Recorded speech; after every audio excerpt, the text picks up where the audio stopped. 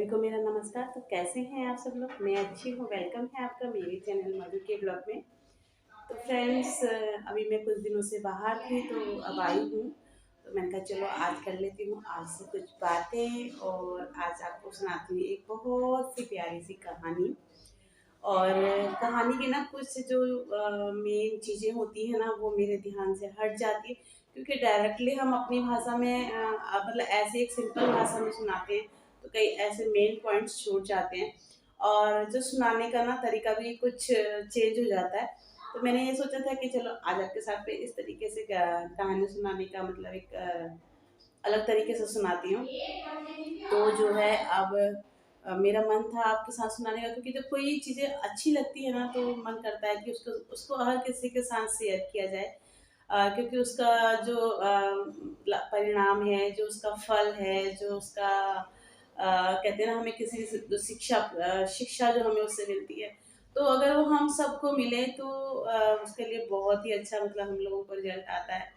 क्योंकि एक ही चीज़ को हम किसी चीज़ के माध्यम से सीखते हैं तो और भी ज़्यादा निखर के आता है। कहते हैं कुछ कुछ पढ़ने से ज़्यादा कुछ देखने से आता है, और कुछ पढ़ने से ज़्यादा कुछ सुनने। अगर हमें मान लो हम पढ़ रहे हैं तो एक अलग चीज़ हो जाती है, लेकिन अगर हमें कोई बात समझा रहा है या बैठ के बात बता रहा है या फिर कोई एग्जाम्पल देके बता रहा है तो वो जल्दी हम लोगों को अच्छा भी लगता है, जल्दी समझ में भी आ जाता है। तो मैं भी इसी तरीके से कोशिश करती हूँ कि मैं आपके पास अच्छी अच्छी चीज़ें आपके पास तक पहुँचाऊँ। और मन होता है मेरा, अभी मैं विद्यालय में ही हूँ, स्कूल की छुट्टी हो चुकी है, तो मैंने कहा चलो थोड़ी सी देर कर लेती हूँ आपके साथ बातें। और कुछ आवाज़ भी अजीब सी हो रही है तो बोलने में भी प्रॉब्लम हो ही रही है, क्योंकि जब बाहर रहते हैं ना तो एक तो मौसम का भी फ़र्क पड़ता है, पानी कहीं भी जाते हैं तो वहाँ के पानी वगैरह का भी फ़र्क पड़ जाता है। और मौसम तो आपको पता ही है सभी जगह का अलग अलग होता है, कुछ थोड़ा सा डिफरेंट होने में भी मौसम अलग अलग हो जाता है। तो मैंने कहा चलो कर लेती हूँ थोड़ी सी आपसे बातें, और फिर सुनाती हूँ आपको एक प्यारी सी अच्छी सी कहानी। तो सुनिएगा, और अच्छी लगे तो प्लीज़ शेयर ज़रूर कीजिएगा, सपोर्ट कीजिएगा। आपके सपोर्ट की बहुत बहुत ज़रूरत है, क्योंकि जब तक आप लोग सपोर्ट नहीं करेंगे हम लोग आगे नहीं बढ़ सकते हैं।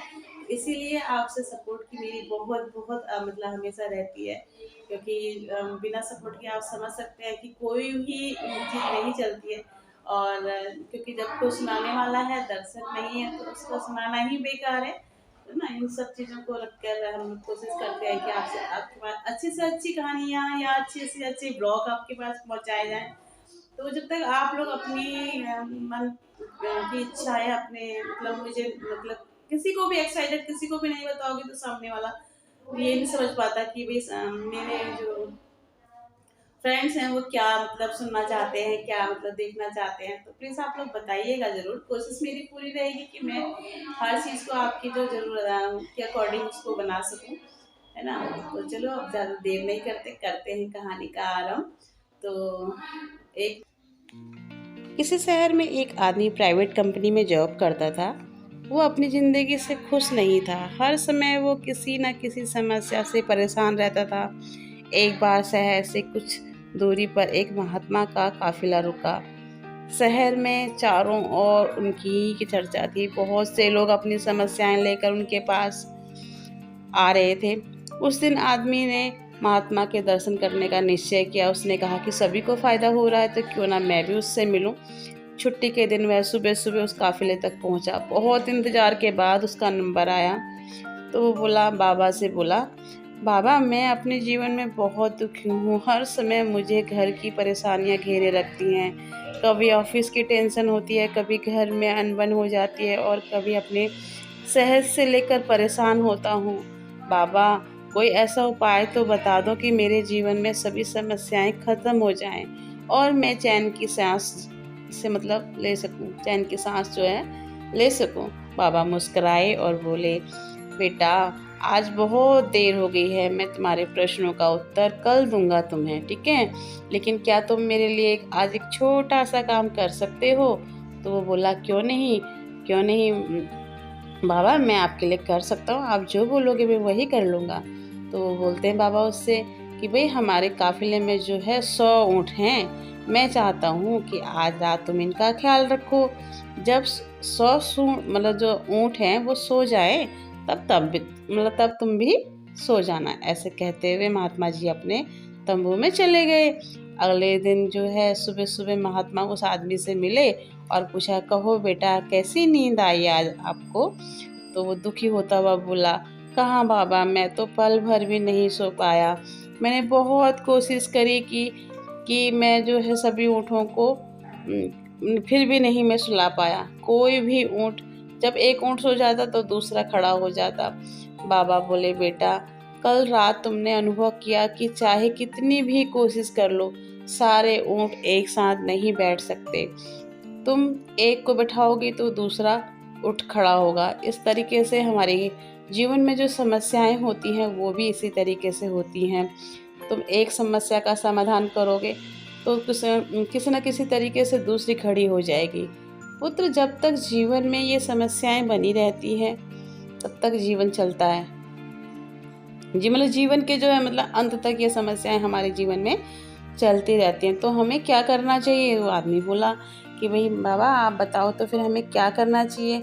आदमी ने कहा, उसके बहुत ज़्यादा जिज्ञासा हो गई कि हाँ महात्मा जी तो सही, बिल्कुल अच्छी बात कह रहे हैं कि ऐसा संभव ही नहीं है कि एक समय में हम सभी काम को कर सकें बिल्कुल सही तरीके से। तो जो है इन सब तो बताओ, आप बताओ कि भाई कैसे करना चाहिए? इन समस्याओं के बावजूद जीवन का आनंद लेना हम कैसे ले सकते हैं?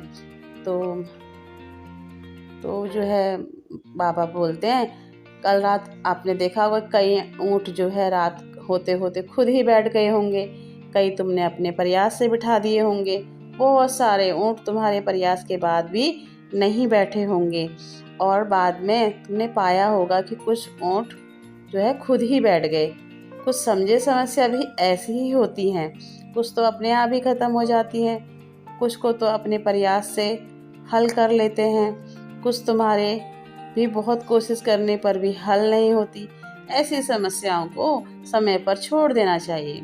उचित समस्या पर वे खुद ही खत्म हो जाती हैं।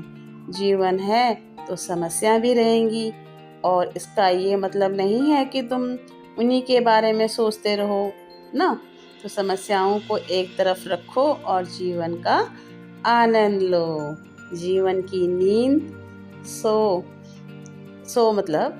अगर अभी समस्याओं को अगर आप एक तरफ नहीं रखा तो जीवन का आनंद आप नहीं ले सकते हो। जब उनका समय आएगा तो वो खुद ही हल हो जाएंगी।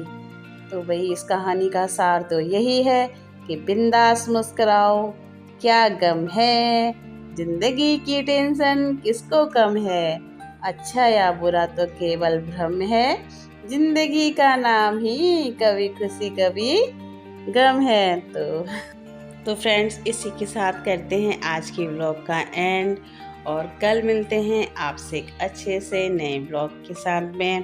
तो फ्रेंड्स, कैसा लगा आपको आज का व्लॉग बताइएगा ज़रूर, और प्लीज़ जो भी मेरे चैनल पर नए जुड़े हैं तो चैनल को सब्सक्राइब करके मुझे सपोर्ट करें, और बेल आइकन को दबाना ना भूलें, क्योंकि बेल आइकन को दबाने से ये होता है ना कि जो भी हम लोग न्यू वीडियो डालते हैं तो उसका नोटिफिकेशन सबसे पहले आपके पास पहुंचता है।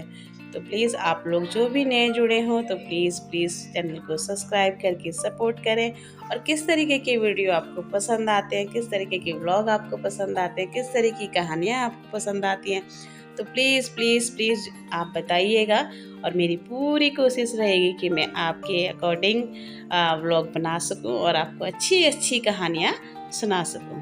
तो फ्रेंड्स, मिलते हैं कल अच्छे से नए व्लॉग के साथ में। Okay, bye bye, good day, take care.